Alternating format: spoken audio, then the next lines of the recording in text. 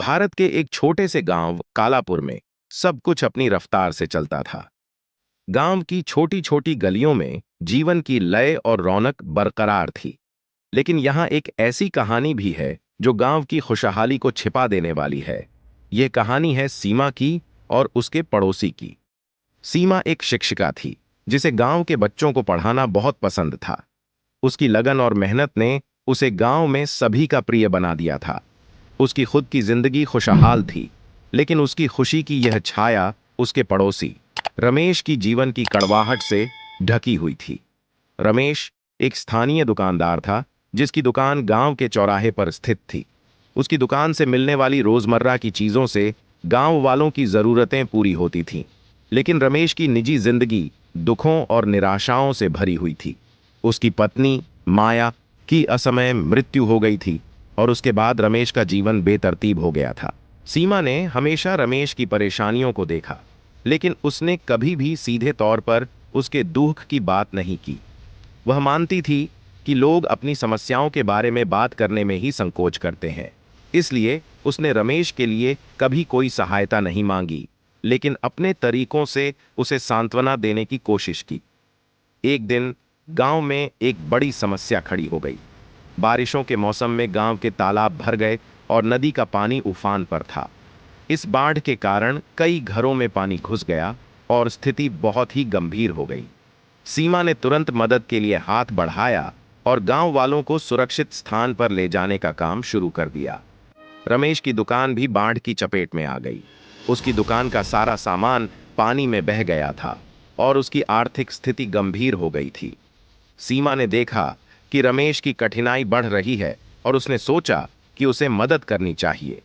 सीमा ने रमेश के लिए अपने कुछ वस्त्र और खाद्य सामग्री इकट्ठा की और उसे देने के लिए रमेश के पास गई। लेकिन रमेश ने मदद स्वीकार करने से इनकार कर दिया। उसने कहा, मुझे मदद की जरूरत नहीं है, मैं खुद ही सब संभाल लूंगा। सीमा ने समझाया, रमेश, हम सब एक ही गांव के लोग हैं। जब भी किसी को मदद की जरूरत होती है, हमें एक दूसरे का साथ देना चाहिए। रमेश ने झिझकते हुए सीमा की मदद स्वीकार की। उसकी आंखों में आंसू थे, लेकिन उसने कोई प्रतिक्रिया नहीं दी। सीमा ने रमेश को राहत की सामग्री दी और गांव के बाकी लोगों के साथ मिलकर राहत कार्य में भाग लिया। कुछ दिनों बाद जब बाढ़ का पानी धीरे धीरे कम हुआ और हालात सामान्य होने लगे, रमेश की स्थिति भी सुधरने लगी। लेकिन उसका मन भारी था। उसकी दुकान को नुकसान हुआ था और उसके लिए उबरना कठिन हो रहा था।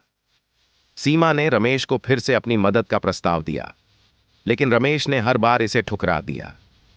एक दिन सीमा ने देखा कि रमेश अपने घर के आंगन में अकेला बैठा है और उसकी आंखों में एक विचित्र उदासी थी। सीमा ने उससे सीधे पूछने का फैसला किया, रमेश, आप इतने उदास क्यों हैं? सब कुछ ठीक है? रमेश ने चुपचाप कहा, सीमा, तुम्हारी मदद ने मेरे दिल को छू लिया, लेकिन मैं अपने अकेलेपन और मेरे जीवन के खालीपन को नहीं भर सकता। माया के बिना मेरा जीवन अधूरा है।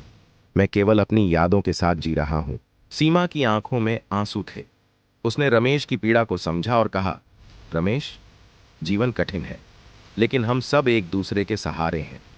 जब भी तुम्हें लगे कि तुम्हें किसी से बात करनी है, मैं यहां हूं।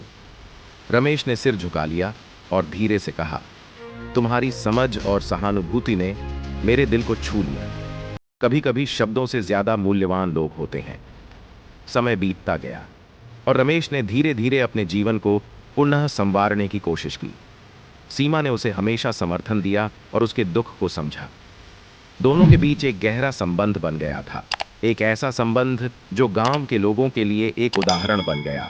सीमा और रमेश की कहानी गांव में एक मिसाल बन गई कि कैसे सच्ची सहानुभूति और समर्थन से किसी के जीवन में फर्क डाला जा सकता है।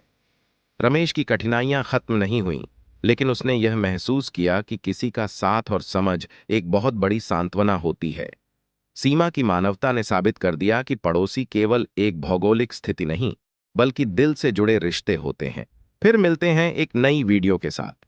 तब तक आपका ख्याल जरूर रखिए और मेरे चैनल को जरूर से सब्सक्राइब, शेयर और लाइक कीजिए।